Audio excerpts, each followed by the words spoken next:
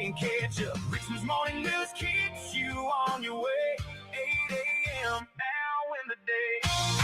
All right, it's 8:03 here on Richmond's Morning News. Good morning, everybody. I'm Rich Herrera. This is News Radio WRVA. Welcome to Richmond's Morning News here on the Voice of Virginia. We have breaking news we'll share with you coming up here during Richmond's Morning News Brief. I'll remind everybody we read the best text messages.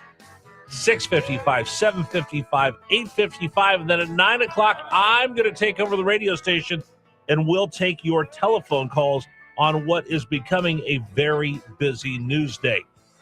Vaughn here, running the board today. Super Dave, is he back tomorrow from vacation? I think so. Yeah, he is. He's going to come back tomorrow. He'll be tan, rested, and salty. Just the way we like him. Just the way we like him. Super Dave, we miss you. Hurry up and come back. Vaughn, you've done outstanding today. Cup of Joe, you've been great. And I appreciate everybody listening to us this morning here on the Voice of Virginia. And again, the reminder, either you wake up with us or you're going to fall behind the rest of the day. So let's get right to it because we do have breaking news coming out of the Middle East on Richmond's Morning News. Our big story of the morning, we've been tracking this all day long. Yesterday, the president was saying that we're within days of getting a deal done in the Middle East. Well, we have breaking news now. That's our first big story. In fact, Vaughn, we'll just skip the report from Fox News because we do have updates right now. So here's story number one. The U.S. now poised to re-engage militarily with Iran. That's our big story of the morning. Number one. Okay, this coming out from the president on Truth Social. He says, and I'm going to quote here from the, I think this is the Associated Press, Iran has taken too long to negotiate a deal. We'll have to pay the price, Trump says. Donald Trump lashed out at Iranian leadership Tuesday morning, saying they're all talk. Quote, Iran's military is a complete and total mess. Much of it, like their Navy and Air Force, doesn't even exist anymore. They have been completely defeated, Trump wrote. Iran is all talk, no action. The bully of the Middle East is dead. In big capital letters. They've taken too long to negotiate a deal that would have been great for them, and now they're going to have to pay the price. Statement came as Trey Yinks reported the Qatari negotiators traveled to Tehran on Tuesday morning to meet with the Iranians in an effort to bring a remaining gaps in the negotiation process, according to a diplomat with knowledge of the association. Now, the Iranians are telling the U.S., leave now, get out of the region. You know what's going to happen to you. For people that are supposed to be negotiating and you're getting closer and closer to a deal, it seems like the closer you get to a deal, the more belligerent the Iranians become. Now, all this is predicated upon an Apache attack helicopter that was patrolling the Strait of Hormuz, as the U.S. has that blockade. No ships are allowed to go into Iranian ports. The helicopter came under attack, was shot at. The pilots had to take it down. Into the water. They were in the water, splash landing, rescued by a drone boat, a boat that was piloted and got there without any human beings on. Pilots were able to get ashore. They're rescued. They're going to be okay. But Donald Trump had said earlier, here's the red line. U.S. Service members are killed. It's back on again. And now he says, according to Fox, he's close to ordering new strikes against power plants and bridges. And that's the point where we had just a while ago, that they had knocked off about 80% of the target list that the military had put out. So every day there's somebody in the Pentagon working on target list here, packages here, prepared if something happens around the world. No matter what country, there's somebody out there preparing, so the U.S. military has a plan of attack in case something happens. They've had time to figure out if we end up fighting with Iran and we're dropping bombs and shooting each other, here's where we would attack them. They've been working on this for a while. They got through 80% of the list when the ceasefire began. And you remember, Donald Trump threatened the entire civilization. That's what, Donald Trump's where he's awful. You got to the point where the only thing left was on that list, the next number on that list was going to be taking out their bridges and taking out their dual-use power plants, because they're used for military as well as civilian. And he didn't want to go there, so they called the ceasefire. Now that they've started this back up again, it looks like they're going to finish off that targeting list. And by the way, I will tell you this: it's been widely reported that the Pentagon had time over these last 2 months to reevaluate and recalculate that list of what's left and what's not left. And they have a new target package. And it looks like Donald Trump's giving them one final opportunity to use that off ramp. Otherwise, it's back on again. And this is my point I was making earlier. I think Donald Trump knows. I think we all know if he goes in and restarts this, then he's got to take it all the way and finish it. And there will be no half measures. So right now, the clock is ticking. Iran is meeting with these negotiators. We'll see what they say. But if it doesn't go well, expect the U.S. to unleash and let the dog off the chain when it comes to Iran once again. We'll keep an eye on this all day long and make sure you stay tuned in to News Radio WRVA. That's our big story of the morning. Story number 2, Richmond's bringing back the P cards. Number 2. All right. Richmond had a problem with credit cards, like all of us do, but this one's the city of Richmond.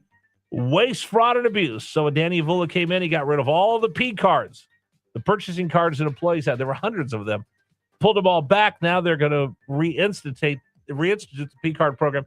I did talk to a city official about this, and we're going to sit down with the mayor in the next week or so. We'll get a real lowdown on the difference between this P card program and the one from LeVar Stoney. But Richmond trying to bring back and ask for some more accountability from city employees when it comes to spending taxpayer money. That's our second big story of the morning. Story number 3, well, Democrats, you decided to choose a guy.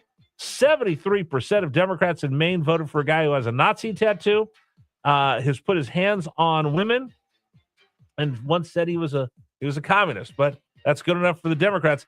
They're sending him into the general election to represent their party in Maine.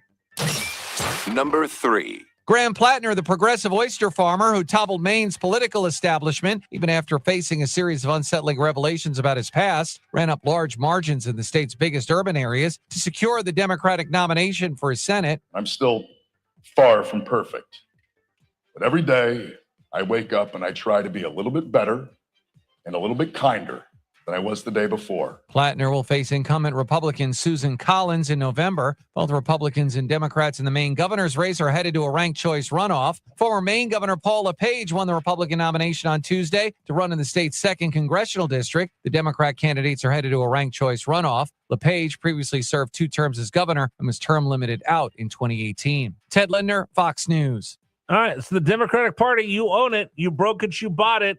You've accused the Republicans of so many times of being this, that, or the other. You actually embraced someone who had an SS concentration guard tattoo on his chest. He didn't get rid of it. He just covered over it. So it's still sitting there on his skin. But that's the guy that you want to send to the U.S. Senate. Wow. We'll talk about that coming up on Richmond's Morning News. All right, story number 4. How can you tell that you're getting old? Number 4. I'm still dangerous, aren't I? Grandpa, wait, what? Did that kid just call me Grandpa? I ain't ready for ARP. I'm still dangerous, aren't I? I was sitting at the ball game, feeling like a star. Hot dog in my hand, shades on, leaning back hard. Some little kid touched my arm. His dad said, son, don't start. That's not your grandpa. And it broke my heart. I checked my face in a nacho. Have you had that moment where you discover that you're old? A friend of mine was a high school principal. He goes, you want to know when you know you're starting to get old? I said, no, this is early in his career. He goes, when teenage girls don't pay attention to you, he goes, walk through the mall, see if teenage girls even notice you're there. And I was like, oh my gosh, I'm starting to get old. I had that happen to me at the ball game. Kid was like tugging on my arm, wanting to hold my hand, a little toddler. Thought it was part of his family, and his dad looked at me and goes, hey, that's not your grandpa. I'm like, who are you calling grandpa? Can we do this? Do I have time to do this real quick? Okay. Let me ask you this. This is how I can tell whether we're getting old or not. If you can finish singing these jingles, then you know you're starting to get old. Let these run for a little bit. Let these run for a little bit, Vaughn. Best part of breaking up is Folgers in your cup. I am stuck on Band-Aid friends, cause Band-Aid stuck on me. My baloney has a first name. It's O-S-C-A-R. Oh, what a relief. Oh, Vaughn, you're killing me. Vaughn, You're a lot younger than I am. Did you know all of those? I did not. I definitely didn't know the Band-Aid. I didn't know what a Band-Aid relief it brand is. stuck on me. I bought hot dogs the other day. I actually got to go to the grocery store and did my own shopping. I didn't buy a bunch of stupid things normally I would, but I did buy Oscar Mayer hot dogs. And when I was putting them in the basket, I was singing, my bologna has a Do you get first excited name. when you It's see the OSCAR. Wienermobile come to town? Go get some free stuff from the Wiener. The whistle. Have you ever seen the whistle they Yeah, have? that's what they have. Yeah, the whistle that they hand out. Getting old sucks. Now I know my dad was always talking about it. He'd always look at me like, Mijo, I don't even know who this old man is. I look in the mirror. I haven't lost my hair and I haven't gone gray yet. So when I went to the Sigma Pi reunion last summer. Is that when I went? Yeah, I went last summer back to California for the weekend. Of all my guys, and I love them all, I was very happy that I had lost the most weight. Thank you very much, Monjaro. And I had the most hair and the least amount of gray. That's a dub. And then people looked at me and said, Herrera, we hate your guts. You're not even gray. I said, look what I do for a living. I sit and talk all day. They go, that's what you did when we went to college 40 years ago. I said, yep, that's me. Anyway, that's Richmond's Morning News Brief this morning here on News Radio WRVA. All right, we're going to talk about Garrett Plattner coming up.